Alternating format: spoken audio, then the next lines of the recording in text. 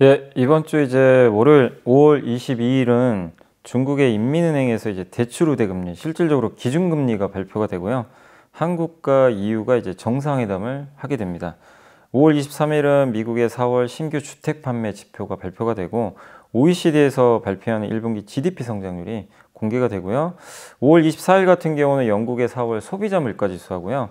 엔비디아가 이제 미국에서 실적 발표를 하게 되고 누리호가 이제 한국에서 3차 발사가 예정이 돼 있습니다. 5월 25일은 한국은행에서 이제 금리를 결정하는 금융통화위원회 금통위가 열리게 되고요. 미국에서는 FMC 그 의사록 회의록이 좀 공개되고 미국의 1분기 GDP 성장률도 같이 공개가 됩니다. 5월 26일은 이제 미국의 4월달 PC 개인 소비 지출 물가 지표가 발표가 될 예정이고요. 미국의 5월 미시건대에서 발표하는 소비자 심리 지수도 발표가 될 예정입니다. 이번 주에 이제 주목할 만한 변수는 이제 첫 번째로 그 중국에서 기준금리 결정을 좀 할 텐데 월요일 날 뭐 동결 가능성이 높다고는 하지만 사실 지금 중국의 제조업 경기가 예상보다 그렇게 좋지는 않거든요. 리오프닝을 했는데 이 외식 수요나 이런 건 좋은데 재화 소비가 좀 잘 안 되는 것 같아요. 그래서 중국의 제조 아직도 그 재고 조정 중이고 그래서 이 제조업 경기가 좀 살아나야 우리나라 증시에도 훈풍이 부는데 그러려면 사실 좀 약간의 금리 인하도 좀 필요한 게 아니냐. 그래서 유동성 좀 증가 정책이 좀 필요할 것 같은데 그래서 기준금리 인하해야 된다는 요구들도 좀 있는 것 같아요. 그래서 이번에 인민은행이 할진 모르지만 어쨌든 기준금리에 대해서 한번 여러분들이 지켜보시고 만약에 인하를 한다면 상당히 좀 좋은 호재가 되지 않을까라고 말씀드리고 싶고 그 다음에 또 우리가 주목해야 될 건 이제 5월 25일 날 금융통화위원회가 열리게 되죠. 그래서 이제 그날 금통위가 좀 열리게 될 텐데 금통위에서 아마 이제 금리는 동결하겠죠. 동결하겠지만 중요한 건 이제 우리가 동결이 중요한 게 아니고 많은 사람들의 관심이 하반기에 금리 인하 한번 하는 거 아니냐 이런 또 얘기들도 나오거든요. 그래서 금리 인하까지 좀 가능한 발언이 나올지 그러니까 통화 정책에 대한 전반적인 하반기 그림을 한번 그 이창용 총재 입으로 좀 우리가 확인을 해봐야 될 것 같고 그리고 같은 날 이제 미국의 1분기 GDP 성장률이 발표되거든요. 요새 미국 경기 괜찮아요. 생각보다 여전히 단단하고 좋은데 과연 미국 1분기 GDP가 그래도 우리 예상만큼 좀 잘 나와줄지 또 너무 안 좋게 나오면요 이 경기 침체 우려가 또 커질 수 있습니다. 그래서 지금은 지표가 잘 나오는 게 좋아요. 그래서 좋은 지표가 나오길 한번 지켜보고 마지막으로 역시 우리나라에 영향을 줄 건 엔비디아 같습니다. 사실 지난주에 우리 한국의 반도체 기업들 주가 오른 거 중에 또 약간의 역할을 했던 게 엔비디아입니다. 엔비디아 주가가 인공지능 수요로 좀 급등했거든요. 그러면서 한국에도 훈풍을 불었기 때문에 엔비디아가 또 어떤 전망을 할지 특히 한국에 영향을 주는 거는 이제 챗 GPT 인공지능과 관련된 반도체 수요거든요. 여기에 대한 전망에 따라서 한국의 반도체 즉 반도체가 움직이면 우리나라 시장도 영향을 주니까 5월 24일 엔비디아 실적 발표도 한번 지켜보시면 좋겠습니다. 네, 맞습니다. 지금 네이버 카카오가 이게 사실 플랫폼 기업인데 플랫폼의 목적은 뭐냐면 어쨌든 기업들은 돈 벌려고 하는 거잖아요. 그럼 사람을 왜 모읍니까? 사람을 플랫폼 안에 모아놓고 광고료로 이제 돈을 버는 거죠. 그래서 광고 경기가 좋아야 되는데 일단 플랫폼 둘 다 독점이잖아요. 그러니까 사람을 모으는 건 이제 다 끝났는데 문제는 이제 광고가 늘어나면 늘어날수록 돈을 많이 버는 구조인데 지금 우리나라 광고 경기가 너무 안 좋습니다. 이번에 SBS, CJ ENM이 실적 발표를 했거든요. 다 방송사잖아요. 광고 경기가 너무 안 좋다고 하더라고요. 그러니까 방송사가 지금 광고 수주가 많이 떨어져 있어요. 그렇다는 얘기는 뭐죠? 디지털 광고하는 이 플랫폼 기업들한테도 광고가 지금 많이 못 가고 있다는 그런 증거라고 보시면 좋겠습니다. 그래서 광고 매출이 좀 약간 이제 뭐 증가를 했어도 그 증가폭도 너무나 좀 적은 상태고 특히 이제 그 카카오톡 같은 경우는 포털 다음을 갖고 있잖아요. 다음 같은 경우는 여기 포털 비즈 매출이 27%나 감소를 했다고 합니다. 그래서 이 네이버 카카오가 어쨌든 실적이 좋아지려면 광고 경기가 좀 살아나야 된다. 이 광고 경기가 살려면 기업들의 이익이 늘어야 되거든요. 기업들이 보는 이제 향후 전망이 좋아야 되는데 그건 하반기 정도부터로 좀 보고 있어서 아마 2분기까지는 조금 어렵겠지만 그래도 하반기의 전망은 그렇게 좀 나쁘지 않다라고 보시면 되겠고 그래서 지금은 좀 돌파구가 없다 보니까 이 두 기업 다 돌파구를 좀 마련하고 있는 게 AI입니다. 인공지능을 좀 이용해서 뭐 네이버도 그렇고 지금 카카오도 하반기에 이제 새로운 뭐 챗 GPT 관련된 이런 인공지능 서비스들을 공개한다고 하니까 그런 모멘텀이 나왔을 때 물론 주가는 봐야 되겠지만 광고 경기가 좋아질 때까지는 이런 좀 신사업을 통해서 돌파구를 좀 마련하려는 그런 좀 전략들을 펼치고 있는 것 같습니다.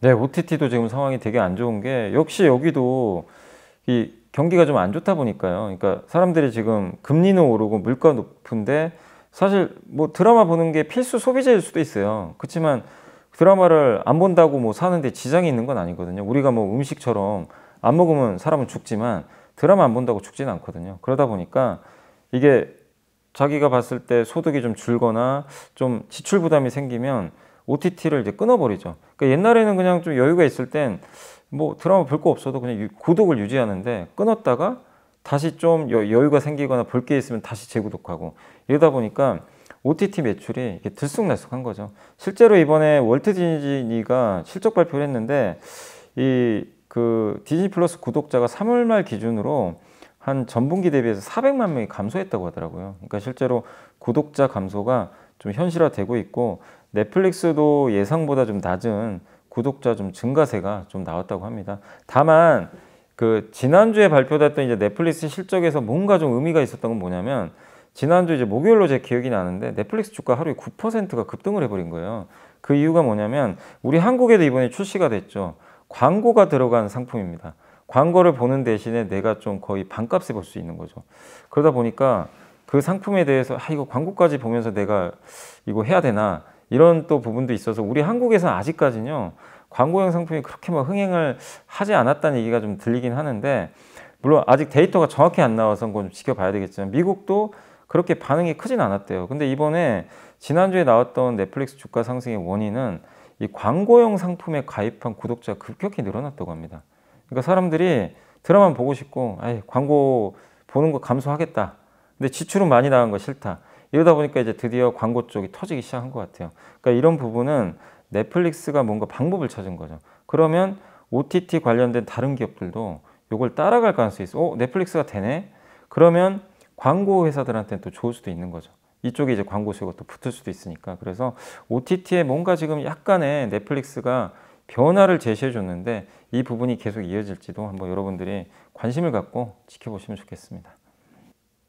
네, 맞습니다. 이게 증권가에서는 이 정도 가지고는 좀 부족하다. 사실은 그 정상적이면 더 올려야 된다라고 좀 보고 있는 게 지금 전기요금 이번에 킬로와트당 8원 올려서 진짜 급한 불은 껐습니다. 이게 한전 적자가 21년, 22년 합쳐서 45조거든요. 2년 동안 어마어마한 돈을 까먹었어요. 일반 기업이었으면 부도 났겠죠, 벌써. 근데 이제 공기업이기 때문에 또 우리 한국인들한테 어쨌든 복지 차원에서 전력을 공급할 의무도 있잖아요, 사실은. 그렇기 때문에 이 적자를 좀 감소를 했던 건데, 근데 이제 그동안 에너지 가격이 너무 올랐었죠. 너무 오르다 보니까 이걸 가격을 전가 못하는 상황이 이어지면서 안 좋았는데 다행스럽게도 원자재 가격이 좀 떨어지기 시작을 했고 거기다 어쨌든 전기요금 올렸거든요. 그래서 내년에는 아마 흑자전환 할 것 같아요. 지금 이 정도 올린 상황으로 봤을 때 에너지 가격이 오르지만 않는다면은 내년에는 2조 원, 최소 2조 원 정도의 흑자가 날 걸로 보고 있습니다. 근데 왜 증권사에서 이 정도 가지고 안 되냐고 얘기를 하냐면 아까 제가 45조 까먹었대 그랬잖아요. 2년 동안. 이거 다 어쨌든 회수를 좀 해야 되거든요. 그러면 이거 경영정상화 하는데 만약에 1년에 5조씩 벌어도요. 2027년 가야 경영이 정상화된대요. 그럼 몇 년 남았죠? 지금 한 5년 동안은 경영 정상화를 계속 할 수밖에 없는 상황인데 이 정도 올라가지고는 너무 느리다는 거죠. 그래서 전기요금을 더 올리지 않고서는 사실상 경영 정상화가 단기간에 이루어지긴 쉽지 않다. 그래서 결국 그런 관점에서 보면 한국전력이 주가가 오르려면 결론은 전기요금을 더 그 임팩트 있게 올려야 되는데 근데 이 증권가에서 생각하는 건 뭐냐면 올리기 쉽지는 않을 것 같다. 왜냐하면 이제 올해 여름이 너무 더울 거라고 하더라고요. 뭐 엘니뇨나 이래가지고 우리가 예전에 그 난방비 폭탄 기억하시죠? 작년 겨울에. 근데 여기서 또 냉방비 폭탄 나오면 굉장히 또 정부 입장에서는 부담스럽거든요. 그래서 전기요금 올리기도 좀 쉽지 않은 상황이고 거기다가 또 내년에는 또 선거가 있습니다. 총선까지 겹치고 있어서 전기요금 올리기가 좀 만만치 않을 것 같다. 그래서 향후 전망이 좀 불투명하다 보니까 한국전력에 대해서는 아직까지는 그렇게 좀 긍정적인 의견들은 좀 나오지 못하고 있지만 그래도 대부분의 좀 의견들은 뭐냐면 그래도 이제 그동안 너무 안 좋았잖아요. 그래도 어쨌든 정상화를 위한 발은 이제 내디뎠기 때문에 좀 최악은 지나간 것 같다라는 평가가 좀 주를 이루고 있다라고 보시면 되겠습니다. 네, 맞습니다. 지금 위안화가 최근에 위안화가 그 5개월 만에 이제 달러당 7 위안을 돌파해 버렸거든요. 그러니까 우리나라 원 달러 환율이 요새 올라갔던 배경 중에 하나도 달러가 약한데 그 위안화가 워낙 약하다 보니까 연동이 돼서, 그리고 중국 경기가 지금 안 좋은 게 가장 커요. 아까 말씀드린 대로 중국의 제조업이 살아나야 중국의 위안화도 강해지는데, 이게 지금 그 중국 위안화 쪽에 긍정적인 영향을 좀 못 주고 있는 것 같고, 그리고 이 중국 같은 경우도 최근에 미중 또 금리 차가 조금씩 이렇게 좀 벌어지고 있나 봐요. 그러니까 미국의 그 중국 같은 경우 예금 금리는 좀 인하를 해줬거든요. 근데 이제 미국 같은 경우는 여전히 금리가 아직은 좀 높은 수준이잖아요. 그러다 보니까 이런 이제 금리 차에 대한 또 부분도 약간 위안화에 좀 부정적으로 좀 작용을 했던 것 같습니다. 그래서 이 두 가지 요인, 금리와 결국엔 이 경기 요인, 이 두 가지가 좀 겹치다 보니까 달러당 위안화가 또 급격하게 이렇게 상승하는, 그러니까 결국 위안화 약세로 가는 그런 흐름들이 나왔는데, 중국 정부가 잘 알고 있겠죠. 아까 말씀드린 대로 제조업, 위안화, 이걸 또 방치하지는 저는 않을 거로 보는데, 그게 좀 생각보다 빨리 나올지 늦게 나올지에 따라 우리나라 이 하반기 경제가 어느 시점에 반등할지가 결정이 되거든요. 그래서 계속 중국의 그 지표 부분하고요, 그 다음에 중국에서 언제쯤 부양책, 뭐 기준금리 인하나 지준율 인하 이런 카드를 좀 쓰는지 계속 좀 우리가 그 눈여겨 봐야 될 것 같습니다. 네, 요즘에 일본 얘기를 많이 합니다. 일본의 이제 토픽스 지수라고 있죠. 여기가 이제 1987년 5월 이후 33년 만에 거의 최고치를 경신을 했다고 합니다. 일본이 이렇게 강한 배경은 뭐냐면 여러 가지 이유들이 있겠지만, 1분기 지금 이번에 GDP 성장률도 좀 좋아졌거든요. 근데 한국과 일본의 공통점은 수출 비중 중에 중국 비중이 높아요. 우리도 중국 비중이 높아요. 근데 가장 큰 차이점이 있어요. 일본은 민간 소비 비중이 전체에서 차지하는 비중이 굉장히 높습니다. 민간 소비 비중이 54%를 넘을 정도로 일본은 내수 국가예요. 우리 한국과 달리 내수 의존도가 굉장히 높은 국가입니다. 대외 의존도가 사실 그렇게 높지가 않아요. 일본은 인구가 1억 명이 넘잖아요. 그래서 내수로만 해도 먹고 살 수 있는 나라예요. 그러다 보니까, 근데 그동안은 이제 일본도 막 리오프닝 못하고 좀 누르고 있었죠. 외출 같은 것도 약간은 이제 자제하는 분위기였고, 외국인도 못 들어갔죠. 근데 최근에 그 작년 2월에 일본 방문 관광객이 1.6만 명이었어요. 16,000명. 근데 올해 그 3월에 180만 명으로 늘어났다고 합니다. 그러니까 중국에 이제 많은 사람들이 그러니까 일본에 가는 거죠. 일본에 가다 보니까 일본 가서 뭐 합니까? 일본 가서 물건 사고 돈 쓰고 오는 거죠. 그러다 보니까 일본의 무역 수지도 이렇게 되면 좀 개선될 수도 있는 거죠.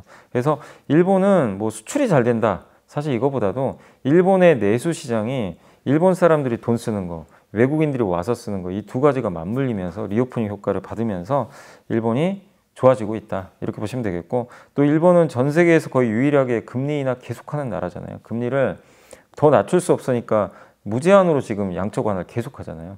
그러니까 돈을 계속 푼다는 건 뭐죠? 계속 경기 부양하는 거죠. 그러니까 경기 부양을 이렇게 계속 하는 나라는 거의 지금 중국 말고는 없거든요. 그래서 이런 요인들이 일본 증시의 강세 배경이고, 그리고 인도는 아시아 펀드 매니저들이 선호하는 국가로 좀 바뀌었대요. 그래서 미중 간의 갈등에서 인도가 중국을 대체하는 그 효과가 있다는 건 많이들 들어보셨을 거예요. 근데 인도가 실제로 좀 빠른 성장을 보이고 있고, 인도의 도시화율이 지금 35%까지 왔는데 이게 20년 전에 중국과 거의 비슷하다고 합니다. 그러면 그 중국도 도시화율이 35% 넘고 나서 GDP 성장이 급격하게 나왔거든요.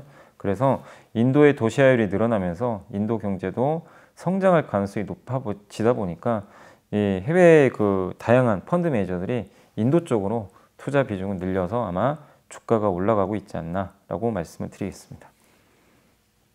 네, 흑해 곡물 협정이 이제 이번에 그 만료되기 하루 전에 이게 극적이었죠. 2개월도 연장이 돼서 일단 이제 농산물 수급에는 조금 긍정적으로 작용할 것 같고요.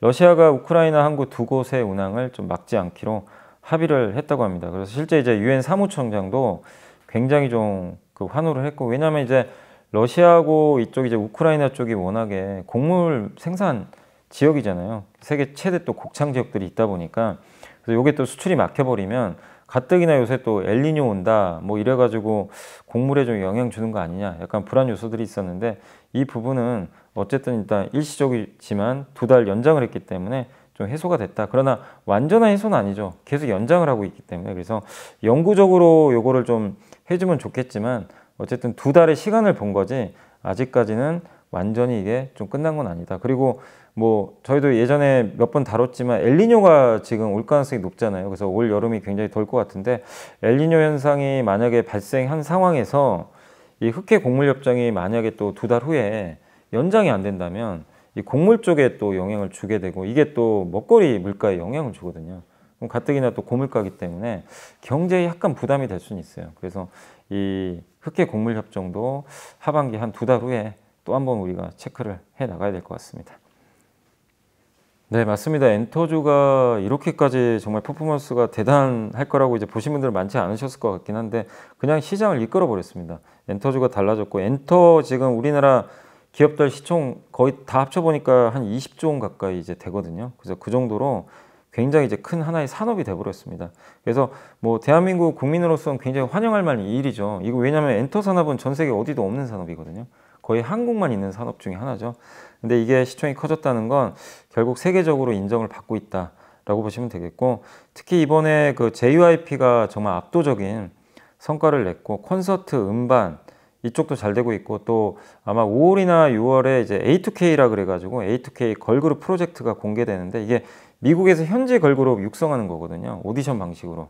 그래서 그게 이제 공개가 임박했는데 그럼 이제 현지화 모델까지 이제 더해지면서 좋은 퍼포먼스가 계속 나올 것 같고 특히 이제 엔터주를 보는 시각이 달라진 게 몇 년간 관찰을 해본 결과는 뭐였냐면 엔터 산업은 누구도 대체를 할 수가 없는 산업이에요.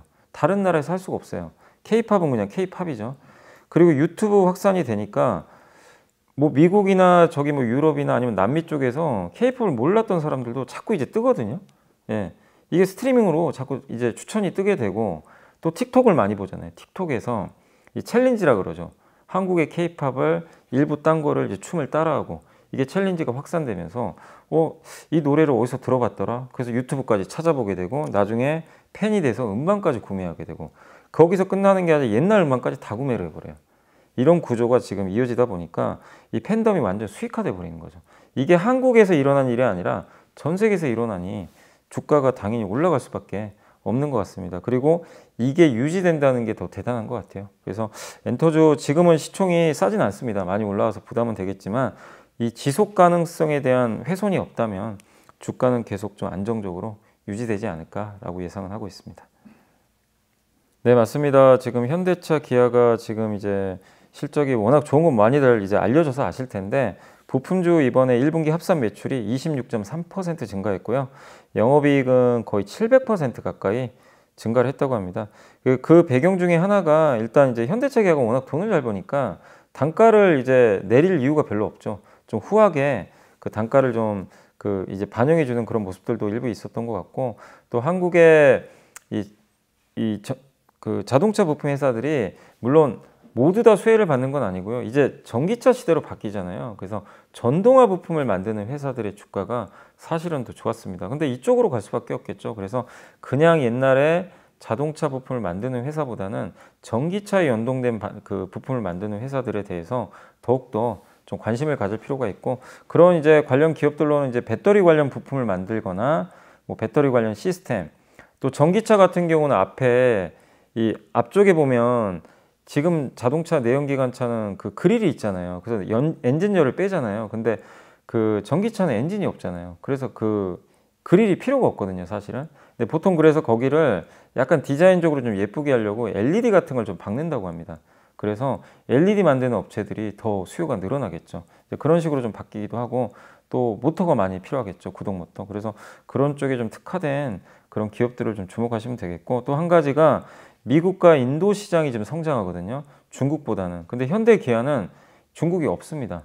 거의 미국과 인도 쪽에서 점유율을 좀 높여가는데 거기에 동반 진출한 회사들이 더 주목을 받을 수 있다. 그래서 이런 여러 가지 것들이 좀 공통된 회사로 뭐 삼성증권에서 보고서가 나온 게 있거든요. 거기서는 현대모비스, SL, 화신, 성우하이텍 이런 기업들을 좀 꼽아줬으니까 한번 그 공부를 해보시면 좋을 것 같습니다.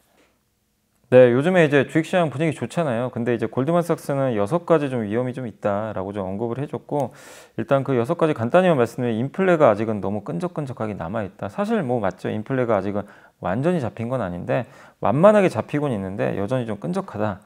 그리고 너무 투자들이 낙관론에 치여 있는 것 같다. 이렇게 좀 그 경고를 했고, 만약에 고용이 안 좋아지면 침체가 올 텐데 그 리스크도 대비를 해야 된다. 이렇게 지적을 했고요. 시장의 주가에 대한 평가가 너무 높다. 그러니까 이제 좀 관대하게 보고 있는 것 같고, 실제 미국 기업들의 일부 기업들은 밸류가 굉장히 높은 건 사실입니다. 그만큼 시장에서 성장성을 인정하지만 좀 너무 낙관적인 것 같다. 그 의견이고, 주식에 공포지수라고 있거든요. 이게 공포지수가 높을 땐 시장이 안 좋은 건데 지금 공포지수가 반대로 너무 낮다고 합니다. 이 부채한도 협상이 어쨌든 이어지고 완전히 해소된 건 아닌데도 이게 시장이 좀 너무나 공포지수가 좀 낮은 거는 여전히 좀 너무 긍정적으로만 보는 거 아니냐, 이렇게 보고 있고, 그리고 실적 전망은 아마 우리 예상보다 안 좋을 것 같다. 이런 좀 부정적인 전망도 좀 해줬고요. 그리고 증시가 이게 너무 쏠려 있대요. 그러니까 올해 S&P 500 상승분의 90%가 15개 기업으로 집중됐다고 합니다. 사실 우리나라도 2차 전지에 그동안 많이 쏠렸잖아요, 코스닥이. 근데 미국은 빅테크 기업으로 다 쏠렸어요. 그러니까 이런 6가지 위험에 대해서 어쨌든 지적을 했는데, 이 의견들을 하나씩 보면은 뭐 일견 다 맞는 얘기죠. 예, 틀린 얘기는 아닌데, 그러나 시장이라는 게 꼭 이런 위험이나 이런 걸 경고한다고 해서 빠지는 건 아니거든요. 다만 이제 이런 골드만삭스의 6가지 위험에 대해서도 여러분들이 한 번씩 항목을 하나하나씩 좀 고민해 보는 것도 저는 좀 의미가 있다라고 말씀을 드리겠습니다. 네, 이번 주에 이제 주목할 만한 업종은 사실 저는 여전히 좀 반도체 계속해서 긍정적으로 좀 보고 있고요. 반도체가 좋아진다는 얘기는 뭐냐면 경기가 좋아진다는 얘기예요. 경기 회복에 대한 좀 기대감이 있어요. 그럼 경기가 좋아진다는 얘기는 경기 민감주를 저는 좀 봐야 된다. 그래서 그동안 부진했던 경기 민감 대형주들 있잖아요. 그래서 반도체와 더불어서 이번 주에 좀 계속 주목하실 거는 석유화학 업종, 그 다음에 이제 중국 의존도가 높은 뭐 철강 업종, 예. 그리고 역시 중국의 경기가 만약에 좋아진다면 해운 업종도 괜찮겠죠. 그래서 이제 그런 이제 사실 이 경기 민감주 되게 부진했거든요. 근데 반도체가 좀 물꼬를 터준다면 이런 업종들이 좀 살아날 것 같고, 그리고 앞서도 디스플레이 쪽도 언급해드렸지만 디스플레이나 그 스마트폰에 들어가는 이 부품도 결국 경기에 연동되거든요. 이런 IT 부품에 대해서도 여러분들이 한번 주목을 해보시면 좋을 것 같습니다. 이번 주에 이제 소개해드릴 보고서는 그 하나증권의 김두현, 최재호, 이승태, 박기철 연구원 네 분이 쓰셨고요. 로봇 관련 얘기입니다. 왜 지금 물류 로봇에 투자를 해야 되는가? 요 관련된 보고서인데, 로봇 시장이 종류가 많잖아요. 뭐 우리가 흔히 하는 인간형 로봇도 있을 거고, 공장에서 이제 로봇 팔이 왔다 갔다 하면서 하는 것도 있을 거고, 물류 로봇이라고 하죠. 물건을 싣고 가는. 근데 여기서 얘기하는 물류 로봇이에요. 이 물류 로봇의 종류가 두 개가 있습니다. 하나가 HV라 그래가지고 무인 운송 차량입니다. 이건 뭐냐면 이 공장 같은데 이 철도처럼 이게 선이 그어져 있거든요. 그 정해진 루트로만 가는 로봇들이 있어요. 물건 딱 싣고 무거운 것들 딱 싣고요. 그걸 우리가 HV라 그러고, 여기는 가격이 그렇게까지 좀 비싸진 않고요. 대당 한 500만 원에서 1,500만 원 정도 형성이 돼 있고, 주로 아마존 같은 데 있죠. 아마존에 있는 이제 이런 물류 로봇들이 그런 형식이고, 두 번째가 AMR이라고 합니다. 이건 뭐냐면 자율 이동 로봇이거든요. 자율 주행이 가능해요. 이거는 길이 없고 로봇이 그냥 자기 스스로 가요. 목적지까지. 그러니까 앞에 장애물이 있으면 피해 갑니다. AGV는 장애물 피해 갈 수가 없어요. 길에 만약에 어떤 장애물이 있으면 멈춰버립니다. 그냥. 근데 AMR은 이제 자율로 이동하는 것처럼 자기가 스스로 센서를 작동해가지고 피해 다닌다. 그래서 여기는 주로 2차 전지나 자동차 만드는 제조업 공장에 많이 들어가 있는데, 대당 단가가 2천만 원에서 1억 원 정도로 굉장히 좀 비싸다고 합니다. 그래서 AMR 시장이 더 커질 거로 보고 있는 것 같아요. 왜냐하면 이제 그동안 물류 로봇 시장이 뭐 이런 아마존이나 이런 물류 창고가 커지면서 그것도 커졌지만, 이제 미국 같은 경우 제조업 공장 엄청 짓죠. 이번에 마이크론이 또 일본에 공장 짓는다면서요. 그럼 어떻게 됩니까? 그 제조업 공장이 사람이 다 하는 게 아니라 로봇들이 돌아다니겠죠. 근데 AMR 이런 자율이송 로봇이 그런 수요를 기반으로 해서 앞으로 커질 수 있으니까 상당히 좀 긍정적이지 않을까라고 좀 보고 있는 것 같습니다. 그래서 이 성장하는 이런 물류 시장에서 여러분들이 한번 그 기업들, 중소기업들 한번 주목하시면 좋을 것 같고, 거기 관련돼 가지고 이제 나와 있는 기업들은 이제 여기서 탑픽으로는 그 V원텍이라는 기업을 좀 탑픽으로 꼽아주셨고, T로보틱스 요 두 개 기업을 좀 꼽아주셨고요. 그 다음에 그 외에 티라유텍, 유진로봇, 그 다음에 로보티즈 이런 기업들을 좀 꼽아주셨으니까 한번 관련 기업들은 또 그 보고서에서 공부를 해보시면 좋을 것 같습니다.